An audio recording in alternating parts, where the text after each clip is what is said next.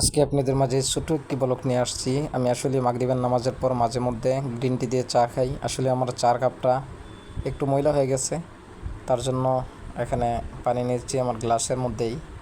দেখেন, green tea দিয়ে হচ্ছে গ্রিন টির প্যাকেট। পাশাপাশি আমি এটার সাথে একটা মেডিসিন খাই, শিলাজিৎ, যেটা খেলে শরীরের মধ্যে খুব এনার্জি থাকে, ভালো, শরীরের ব্যথা ব্যথা সব দূর হয়ে যায়। দেখেন, ওই আছে, চা খাইতেন না? আপনারা ব্লগটা দেখতে থাকেন। এই যে গ্যারেন্টির প্যাকেটটা আসলেই পাশাপাশি দেখেন, এই হচ্ছে শিলাজিৎ। এই শিলাজিৎটা সাথে দিয়ে আমি চাটা খাই। শিলাজিৎটা খুবই একটা দামি, এটা কিন্তু চার কালার হয়ে গেছে। কিসের জন্য? শিলাজিৎটার কালারটাই চার কালার, কিন্তু গ্রিন টিটা সাথে দিয়ে আমি খাই, খুব একটু টেস্ট ভালো লাগে, শরীরের মধ্যে একটু এনার্জি পাওয়া যায় ভালো।